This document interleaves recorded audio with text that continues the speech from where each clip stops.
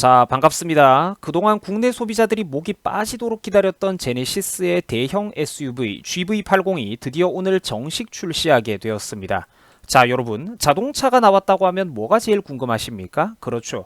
뭐 디자인, 가격, 그리고 뭐 자동차 크기나 엔진 라인업 같은 스펙들이 보통 제일 궁금하실 겁니다.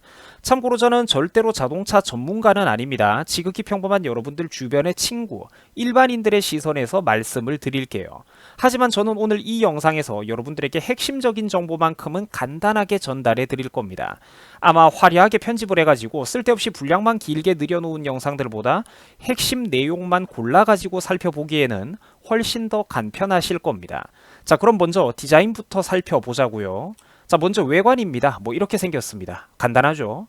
뭐 시청자분들 마음에 드실지는 모르겠는데 뭐 저 역시도 아직까지는 딱히 느낌이 오는 것 같지는 않습니다. 자, 일단 기존에 유출돼 가지고 인터넷에 돌아다니던 모습이랑 거의 비슷한 모습입니다. 뭐 사람에 따라 호불호가 갈라지겠죠. 자, 앞부분을 조금 더 확대해 가지고 본 모습입니다. 뭐 크레스트 그릴에 쿼드램프 전조등이 인상적인데 사실 괜히 요즘 뭐 영어를 쓰는 거지, 영어 문자를 쓰는 거지, 그냥 그물무늬 그릴에 정면 헤드램프가 4개로 나뉘어져 있다, 이거랑 똑같은 소리입니다. 최근 이제 제네시스가 그물무늬 그릴 같은 거를 많이 쓰고 있더라고요. 참고로 제네시스의 그물무늬 그릴은 세대에 따라서도 약간씩 여러분들 차이가 있습니다. 자, 뭐 어떤 차이가 있냐면 이게 사진만 봐도 아시겠지만 과거 G80 스포츠라든지 G70에서는 똑같은 그물무늬 그릴이라고 하더라도 약간 이렇게 포인트마다 둥글둥글하고 볼륨감이 있는 우아한 디자인을 썼습니다. 자, 확대된 사진을 보면 무슨 말인지 감이 오실 겁니다. 그죠? 이제 구형 이런 G70이나 G80 제네시스를 보면 물방울 마냥 이렇게 동글동글하게 형성된 포인트들이 보이실 겁니다. 이제 제 개인적인 생각이지만 저는 개인적으로 이게 참 예쁘다는 생각이 들더라고요. 자, 반면에 국산 자동차 중에서 현재 가장 비싼 자동차인 제네시스 G90 같은 경우에는 전혀 다른 느낌의 그릴을 쓰고 있습니다. 자, 이게 근데 무조건 더 좋다는 것은 아닙니다. 제 취향에는 이게 별로더라고요. 딱 보면 아까랑 어떤 차이가 있나 느낌이 오실 거예요. 현재 G90에서는 다소 뾰족하고 또 은색이 이렇게 강조되어 있는 좀 날카롭고 밋밋한 느낌의 그릴을 쓰고 있습니다. 그러니까 뭐가 다르다는 건지 확실히 느낌이 오실 거예요. 그리고 이거는 현재 새로 나온 제네시스 대형 SUV인 GV80에서도 거의 똑같은 느낌으로 가고 있는 것 같습니다.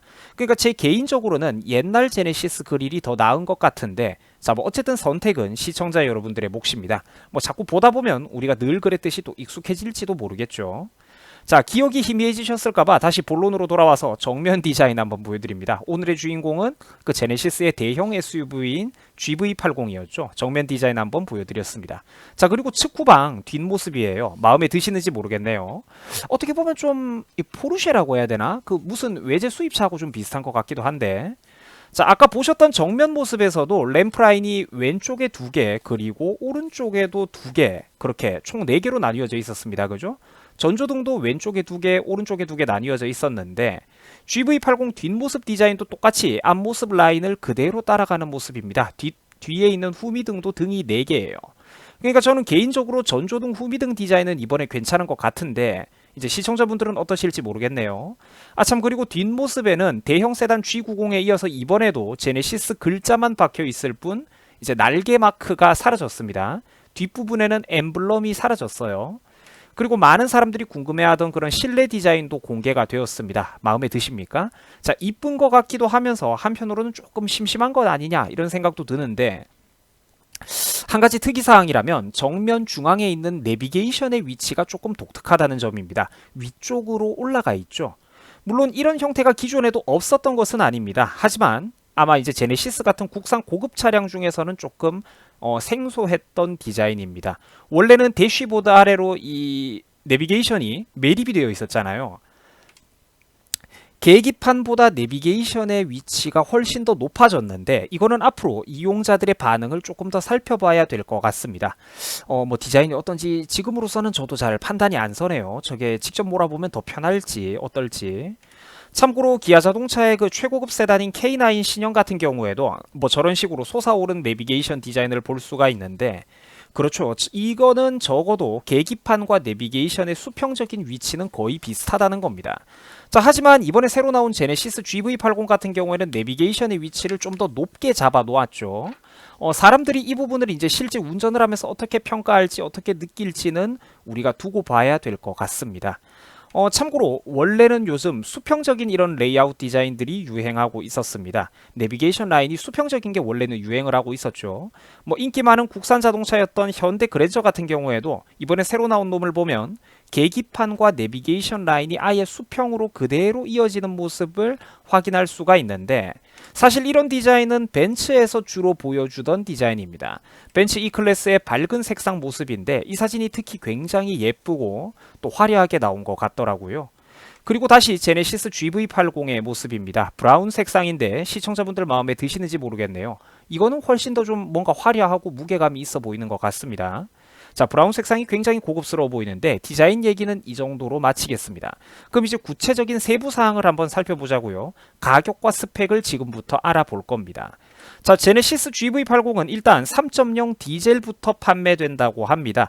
기존의 3.0 디젤은 기아차의 모하비밖에 없었는데 이제서야 비로소 국산 디젤 3.0 중에서 새로운 대형 SUV가 나오게 된 셈입니다. 2.5 가솔린 터보 그리고 3.5 가솔린 터보 엔진도 출시될 예정이라고 하는데 일단 지금은 3.0 디젤부터 판매한다고 하더라고요. 자, 그리고 많은 분들이 궁금해하셨을 가격입니다. 디젤 판매가가 무려 6,580만 원부터 시작을 합니다. 장난 아니죠? 풀옵션을 넣으면 거의 8천만 원 후반대에 육박한다고 합니다. 뭐 사실상 8,700, 8,800 한다 이런 소리죠. 하지만 이 가격 문제에 대해서 이제 현재 사람들의 반응은 다양하게 나뉘는 편입니다. 아무래도 이제 좀 비싸다는 평가가 현재로서는 많은 편이죠.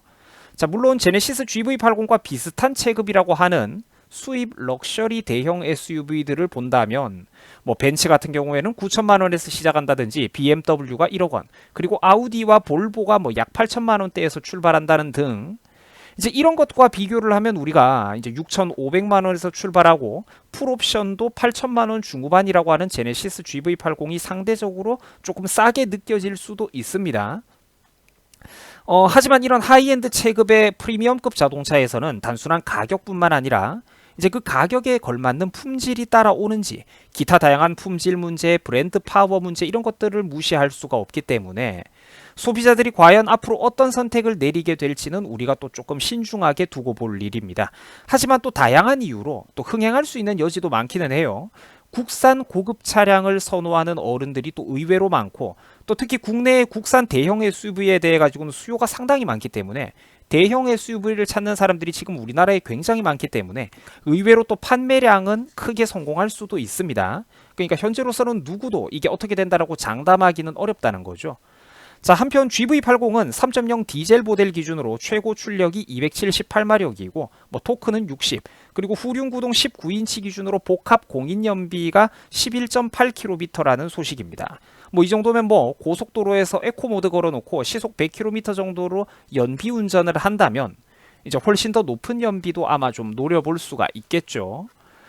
자, 한편 지금까지 국내에서 판매되고 있던 그런 기존의 거의 유일한 대형 SUV였던 현대 팰리세이드와 재원 비교를 한번 해봤습니다.